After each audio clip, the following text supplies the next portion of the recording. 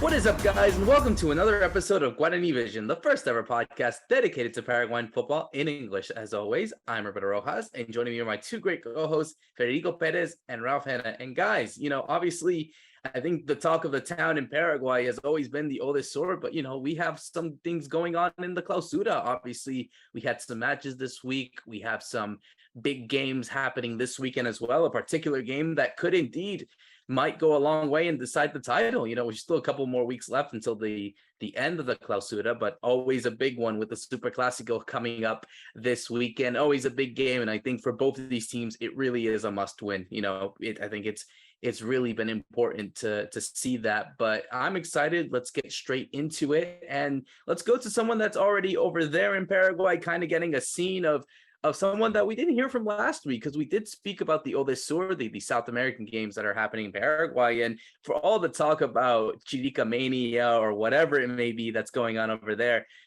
Fede, how are you, man? I mean, certainly you're getting a good bird's eye view of what's been going on there. How have you been able to assess really this whole kind of big event that's been going on in the country that is kind of uniting the country in a way, from a sporting perspective? Yeah, it's totally new, to be honest. Like the sense of having a huge event like this here in Paraguay. I mean, for everybody, just not just this generation. I mean, the ones before haven't lived something like this either. So many sports that we weren't able to see before now happening right before our eyes. So yeah, it's been really something very interesting, I think, for people overall, enjoying really these last 2 weeks here in Paraguay. It's been all about sports, which is something that I love in particular. The ODESUR, the South American games happening here, and it's really been a success. Yes, I heard you guys last week talking about this, and it's really nice to hear you guys outside of the country and being proud of what's been going on here. That everything has been so calm when we're not really accustomed to that. Something usually does go wrong. And yeah, I heard Ralph last time. He was kind of scared. We were all kind of scared. The budget had gone down. I mean, it was a totally different situation. Everything was kind of last minute. I had been to the ground before, and you could see like 1 week before everything was going to start that some things weren't ready. And yeah, they kind of cleaned it up at last minute. And it is a first experience also for everybody here, for the whole organization. So it's good that they're doing a good job. So we have more events like this one happening here in Paraguay. And not just that, I mean, seeing the kids go to these, to watch these different sports with their families. I mean, for the next generations, it's going to be something very special, I think, what's going on with these ODESUR. Also, probably mention the big achievements, the gold medals that we're getting in. We're definitely got to talk about that, especially because in this last week, since you guys did the last episode, we've done really well in football, above all, which is something that we talk about here in Guarani Vision. So we definitely got to talk about beach soccer, futsal, and even football itself. And another news, Roberto, I was actually really happy to see the FIFA president also here present in Paraguay this week. I mean, they invested more than $5 million into women's football, into this huge facility for women. I mean, we've been waiting for this for a long time. Women have been waiting for this for a long time, to have a place just like the men do, for people that usually watch or follow our national team when they play here at home. That's where they usually gather up. That's where they do their training ground. The women are going to have a place just like that one, and they're going to use that for the under 17, the under 19, the under 20,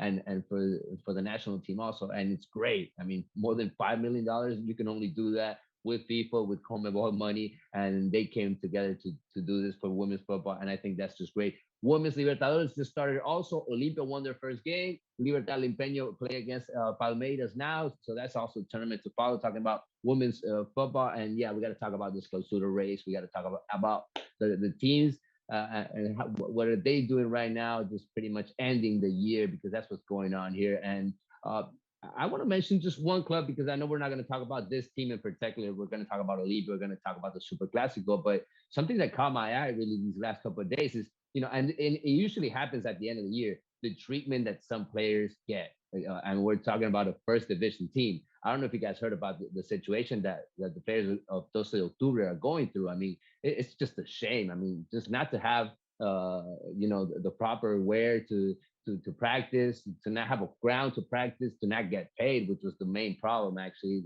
the whole situation started because of that, because they weren't getting paid. Their salary was not being deposited by the Los Octubre people. So it's been a problem, and it's just a snowball, Roberto. It just keeps on growing, and now you don't know which players Los Octubre which players they're going to use in these last games, and they got to play for their life. They got to try to stay in this first division, and you got all these bunch of problems because the board doesn't do their job very well. This is one of the problems in Paraguay. So it hasn't all been pretty and good. It hasn't been all ODESUR. It hasn't been all Terico around here. We also got our bad side, unfortunately, Roberto. But we're gonna talk about the Clásico, the Superclasico, which is gonna be just awesome. I'm gonna be there at the Nueva Olla. Oh, I could just feel that atmosphere already. It's going to be a really intense atmosphere over there. And yeah, like you said, Fede, and I think like we always say, it isn't Paraguay without a bit of drama. We see that all the time, even with good news, with like the ODESUR, like, many things going on in the women's football, like you said, opening a new training center. There's always something going on, and that drama is, of course, happening to 12 Octubre. Ralph, I mean, I think obviously this is exciting news for you, seeing that kind of thing of the women's game, the women's football getting their own training facility. I do want to mention actually just a bit, I think we talked about what's been going on with teams. I think we still need to talk about a certain Paraguayan player, and I think someone that I think, we're happy to see him finally on form, and that's Miguel Miron getting on the goals this past weekend against Wolves, scored against Fulham as well, scored a brace there. He's on, I believe, 4 goals already this season. He's already there in the top 10 of the top 10 Premier League goal scorers. So to see him going off to a good start is also some good news that we can get on Paraguayan football. Yeah, that's a good point. And I think everybody's picked up, even in the English media, about Almiron, which he's not always mentioned that much. But because of the Grealish comments, which we talked about here before, a lot of people have picked up on it and said, wow, look at that motivation and what it's done for him, because he's responded in the right way. In the big race, you said he's the top 10 Premier League scorers at the moment, but in the big race, he's against Roque Santa Cruz. Roque Santa Cruz has 26 goals in the Premier League. He's up to, I think, 13 now, so he's halfway there. So that's surely a target he's going to be trying to chase. But yeah, it's a great start by Miggy. And if we want to highlight some players, let's talk also about Sebas Pereira here in the US at Houston Dynamo, because Houston maybe haven't had a great season as a team, but individually, I think he's up to 14 goals now in his debut season. I would guess, I am guessing here, but I guess that's the best performance by Paraguayan in their debut season, maybe even better than Almiron in terms of goals scored, because that's really well done by Sebas Ferreira. And I wonder if other teams are looking at him, because, those number 9s that can connect play and get on the end of things. He's scoring with his head and his feet. He's a useful player, so we might see something for him. And well done to Libertad for selling him at the right time, and for Houston for paying that money, because if you remember, it was a lot of money they paid for him at the time, but it's definitely shown its, the fruits of that have been shown on the pitch with those goals. Yeah, absolutely. I think it's been really nice to see. Also, yes, the MLS Cup playoffs will begin soon as well. It'll begin this week. So we do have 2 Paraguayan players actually in the MLS Cup playoffs, Austin FC's Rodney Redes and Minnesota United's Luis Amaria, and forgot, I just mentioned as well, he just came in through Real Salt Lake's Brian Ojeda, who, I think are all getting minutes there. So we're definitely going to wait and see if someone from that Western Conference can go in and win the MLS Cup title. So best of luck to those players, as well as we switch gears now and talk again about the ODESUR as we're wrapping up. Unfortunately, the last week, I believe, I think we're getting close to the last day. I think tomorrow is, at the time of recording, the closing ceremony. So we're right at the end. And Ralph, I think from a Paraguayan perspective, at least talking about football, because that's the thing that we enjoy talking about. I think they've impressed. I think obviously they have 6 gold medals, and in total it's 34, which I think is the most in the country's history at the game. So I think from them, and we see some performances in futsal, in beach soccer, in U20 football as well, 11 on side. So it's been great to see, and I think it's a good thing to show that the development of the sport in whatever format of football that we talk about is really developing in the right way. Yeah, I think of the gold medals, the one I was following most closely was the men's under 20s, because of course we've got the World Cup coming up next year in 2023, and the qualifiers for that they're called the Sudamericanos start I think in January or maybe February of 2023. So this tournament's like really the preview for that, and Paraguay have a great chance of going to the World Cup, because we saw this gold medal performance. They beat Colombia in the semifinal, which was a tough match. They got through in the end. I think their quality kind of showed through in the last 20 minutes or so of that match. And then they beat what I thought was a disappointing Ecuador in the final. They won 1-0 with Alan Wilk scoring. Alan Wilk has scored 6 goals in his 5 games. He ended as the top scorer for Paraguay, but also he got the golden boot for the tournament. Alan Wilkes, he's at Olimpia. He's been I think he's been in the senior squad once, but he's yet to make his debut for Julio Cesar Cáceres' team. But maybe that's somebody we'll start to see, because he's a very interesting player. So we talked about Sebas Ferreira, kind of a similar kind of guy, a big guy, can get in the box, scores headers, can score with his feet, but also really good at connecting with some of the more talented players. So Paraguay doing very well with that under 20s team. It's under Aldo Bobadilla, who he's been there a long time now, and that coaching staff, and he's building up his team. And as we really look for the Sudamericana, like I mentioned, because there Paraguay will have the option of some more players that they don't have now. We were thinking about Julio Enciso actually recently, because Julio Enciso didn't find himself on the bench for Brighton last week. And so if he's not in and around the squad in January, I'm sure Paraguay will want to bring him to play the Sudamericano. And with that, Paraguay are going to look very, very strong in the chance to go to the World Cup. So that's what I'm really excited about. And also, another reason they have a great chance, Paraguay, is because Argentina look really bad. Javier Mascherano came with his under-20s team, and they do not look very good. So that's a possible, a team that usually qualifies for the World Cup. That's maybe a spot Paraguay can take. Again, we're talking under-20s, and the big tournaments all in January, but Paraguay did great to take that gold medal, and they were all celebrating. I saw, by the way, Ivan Torres at Olimpia was posting on his Instagram with the kids that had their gold medals, because you have Sebastian Quintana as well. He's the son of Animal Quintana, who won, of course, Libertadores with Olimpia. He picked up a gold medal. He was playing in midfield. So they're back at their clubs now, and they're all celebrating with those medals, which is nice to see. Well, I was actually really happy to see, just when you see all these young players, all these stars that are coming above, all these players are hopefully going to be in Europe soon. Some of them, I mean, we saw some players that are even not in their first team, but have already played in the national team also. Diego Gomez, his case, Mati Segovia has also been called up by Schelotto before, and Bobadilla is really doing a really good job as a coach with this young team. I think just following the footsteps of Morínigo, right, which was the coach, who was the head of everything before him, and they've done a really good job. I would even say, they're probably just even candidates, like natural candidates to be the next coaches of the national team also, when we need them, right? When we eventually need a new one. Right now, Charlotto's working, he's starting a new journey, whatever. But, these guys, they're getting the young players ready, and they're doing it with success. They're doing it with good results. And it has not been easy for any of the team of Paraguay, for any of the athletes, for any of the Paraguayan athletes competing here in their home ground. It's not easy because the pressure is on them. They gotta try to win the gold medal, especially football, which is probably the only sport that has given us a medal in the Olympics, which is the big stage. So people were expecting for football to kind of get these results. I was not happy with the ground. I don't know if you guys saw where the tournament was played.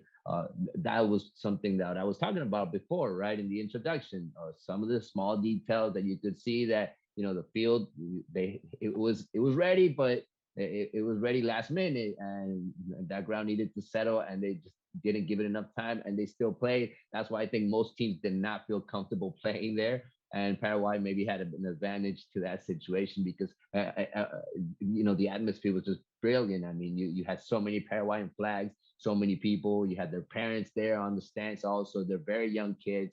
So it was great for them to see them with the gold medal. And I think we have really nice stars there, Roberto, that we need to stand out, and we're gonna follow their career because from now on, I think they're gonna stand out even more. And just before we get out of the ODESUR, I just want to mention, these athletes. I mean, their sacrifice. I've even seen some of them try to protest, because of their situations in their different sports. Also, I mean, it's not all pretty here. Some of the sports federations have problems. They don't have enough budget for some of their athletes. So hopefully this situation for the athletes, above all, that they're getting the exposure. Hopefully, this brings together also the local private companies, new sponsors for athletes, which is what they really need, right? I mean, most of these athletes, they work and they train. And when you're a top athlete, when you're an elite athlete, your time has to be only on training and the competition that you're trying to get ready for. And that's not the situation with most of the athletes. So that's also been happening, besides getting the gold medals, besides getting all the good stuff that's been going on.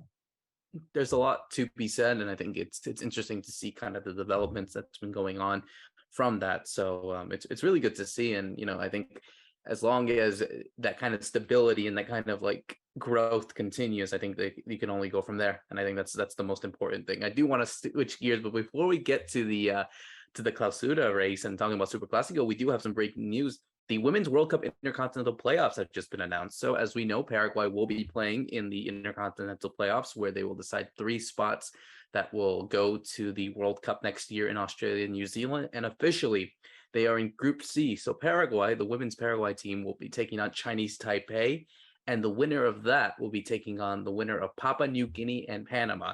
The winner of those two semifinals will play in the final, and the winner will go to the World Cup. I think if memory serves me right, I think Chinese Taipei is the only team to have made a World Cup before. I think back in the 90s, if I'm not mistaken. Paraguay, Papua New Guinea, and Panama have not made it. So, Ralph, I'll go to you on this one. Just quick thoughts on that. I know it's kind of last minute. We're kind of switching gears, but honestly, like on paper and at least just like quick thoughts, I think this is the best opportunity Paraguay can have to make a World Cup.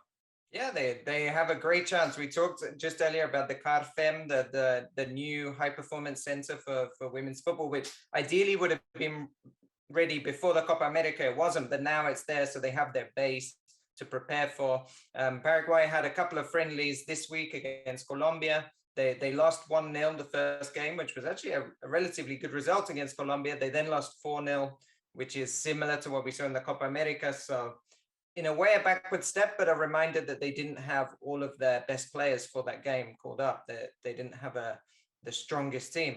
So I think, it's a great chance. They have to keep Jessica Piraju. She has to stay fit, and then with her, there's a great chance of going to the World Cup. Yeah, she's 100%. I'm totally with this team. Obviously, she's our star, and we totally need her. Obviously, in the last Copa America, we saw that some players are kind of breaking through. Also, they're evolving, they're getting better as the years go by. But yeah, it's totally good. What we're not finding much as of right now are young players, Roberto, because we talked that in the ODESUR, the football did really well. The men's game, not so much. The women's team, which was also an under 20 team. They lost pretty much in their first game the opportunity to fight for a medal. So it wasn't a good tournament for them, but some experience there. But I'm not seeing some of those girls making it to that national team, to that top team that's going to try to fight for that World Cup place. I don't see it happening. I think we're going to maintain that same squad that fought in Copa America and pretty much give them the chance to make it to the World Cup. And that would be huge. The men are not playing the World Cup, but the women might. Yeah, we'll definitely see what happens to them as we get to the playoffs that begin next year for the tournament in Australia and New Zealand. As we switch gears now to the big Superclasico preview, and obviously this is coming off from a really interesting race that we've been having. We spoke about it ad nauseum already, that, you know, it's really getting up to the wire. And we did see that this week with a lackluster 0-0 draw between Nacional and Cerro Porteño. I think that game was really a match where I think Cerro Porteño had the opportunity to capitalize and really try to extend themselves in the lead. They are still obviously top of the league on goal difference, but, you know, having a 3-point difference would have made it even better. But I think Nacional showed that, you know, this is not a team that is any pushover, that they are there to compete, and they will make things interesting. They will make it difficult. Both of these teams have only lost one game so far in this entire Clausura race. Olimpia, on the other hand, really struck back in their kind of race so far, because, you know, they obviously got some results in the way that they did, you know, beating Libertad as well. I think it's really interesting to see how, you know, both these teams are really coming into this game with a lot to play for. I mean, obviously it's a Superclasico, and, you know, anything can happen in it, and we know this. But you know, getting that win for Olimpia, getting that win against Libertad was very much important. And now they're in a situation where, yeah, it's a lot to play for. And, you know, Fede, I'll go to you on this one. You were previewing and how that Nueva Olla is going to be a packed calendar. And I think it has to. It really does, because I think more than anything, I think a sold out crowd over there in the biggest stadium in Paraguay is definitely needed. And I think for Cerro Porteño, they know that they can't lose this one. Again, you know, Superclásicos are there to be won regardless of significance or title race or whatever. But, you know, for this case, it really is their best opportunity to keep Olimpia at bay, because if they don't, I think that is going to make Olimpia's case very, very interesting for them to be in this title race. And they still are, but, you know, a win for them puts them top of the league. But man, it's talk about a really, really important Superclásico, where title, I would say the title is really on the line here. Yeah, it's a huge week for both of these teams, right? I mean, Olimpia was going up against Libertad midweek.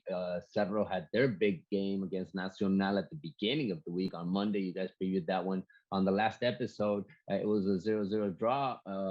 It was not the prettiest game. It was not the best game. You were waiting for goals. You were waiting for quality, and, you know, those two teams pretty much neutralize themselves.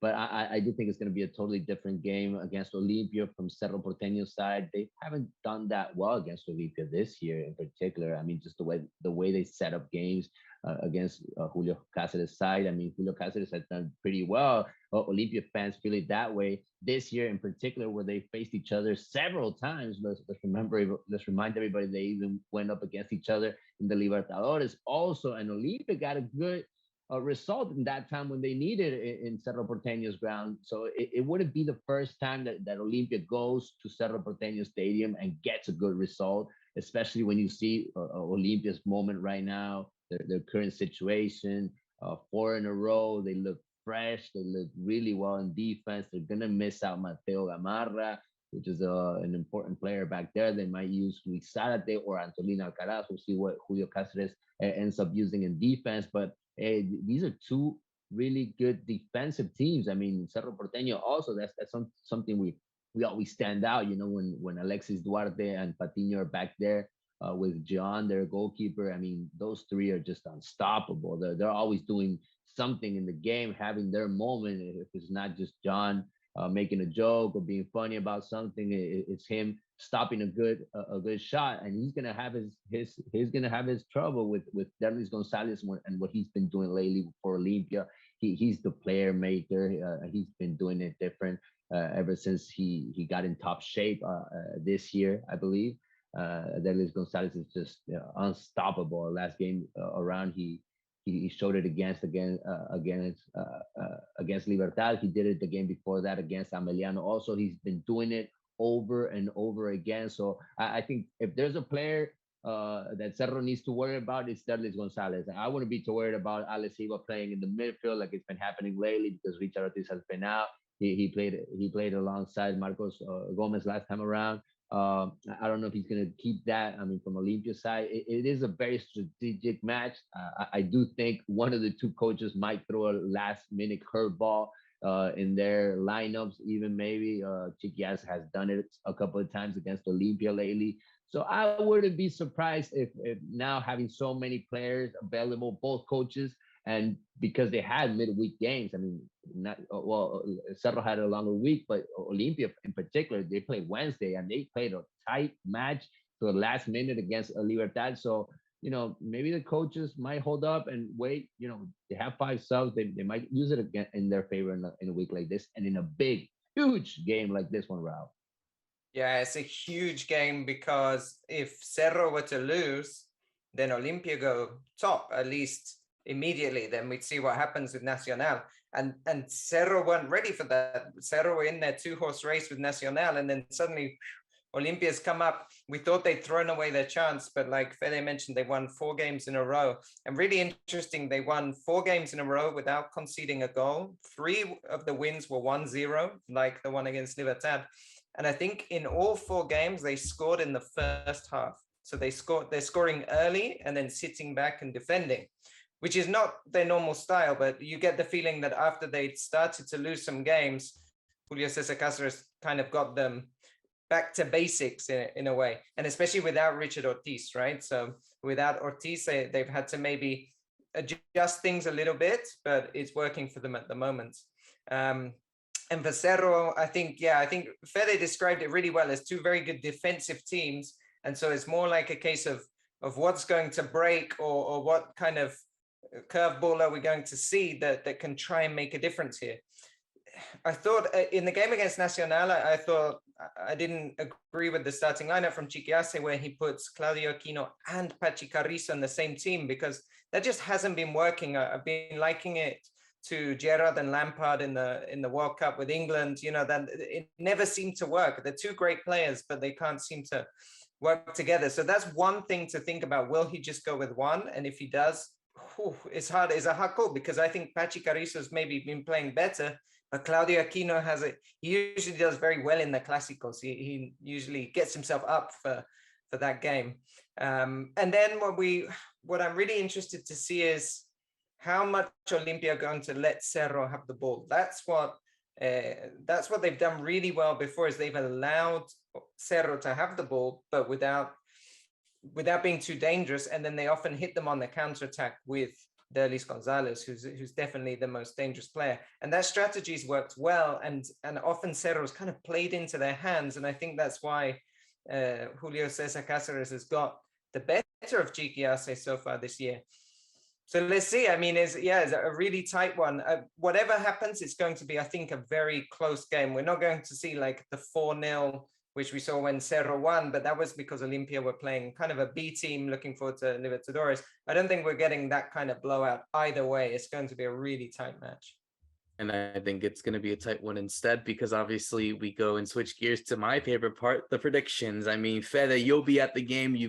You will definitely see the best of the Cerro fans. And I think certainly it will definitely be something that will have a lot to be played for, honestly. I mean, this could indeed decide the league. I mean, I know I could say that now, and we've seen titles be decided, but I'm genuinely optimistic that I don't know, man. I think, Libertad are falling out.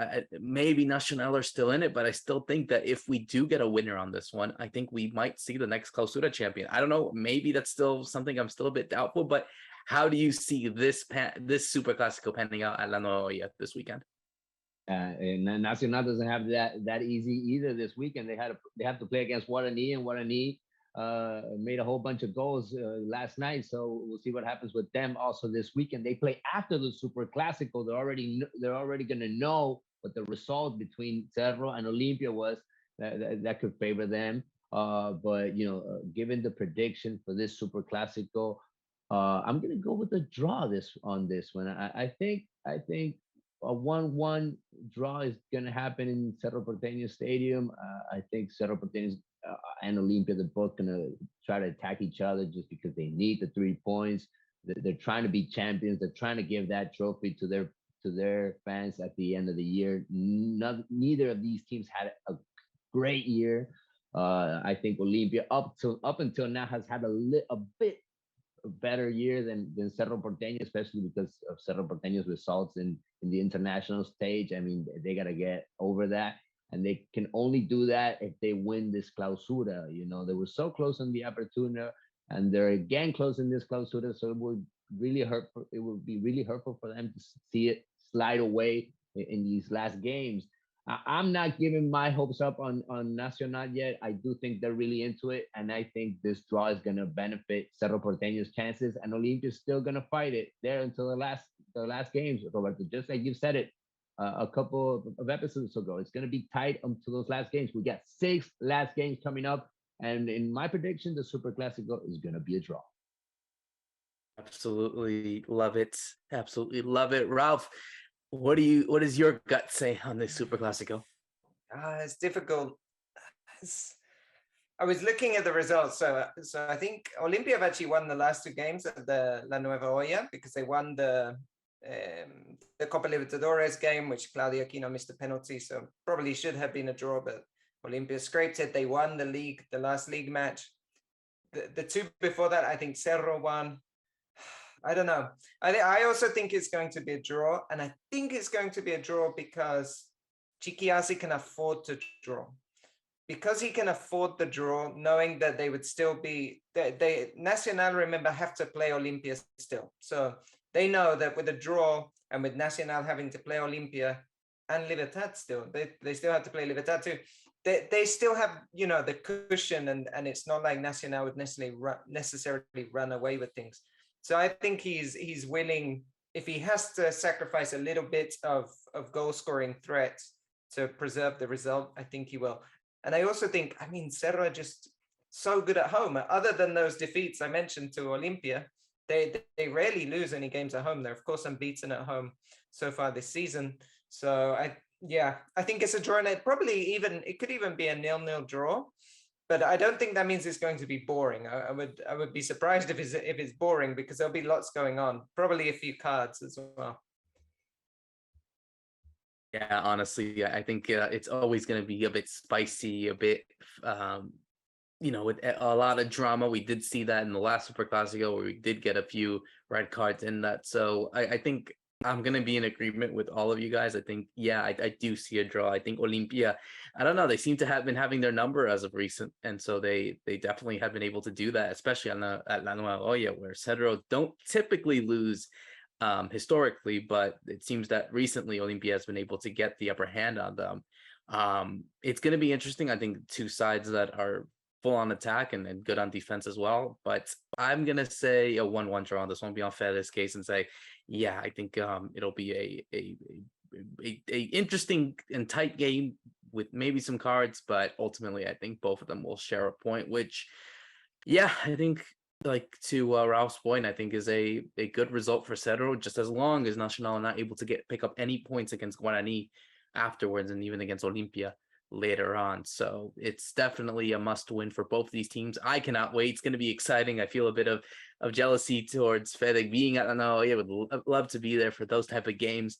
But ultimately, we will talk about that and a bunch more next week on another great episode of Guarani Vision. For myself, Roberto Rojas, Fede Perez, and Ralph Hannah, thank you so much for listening in. See you soon.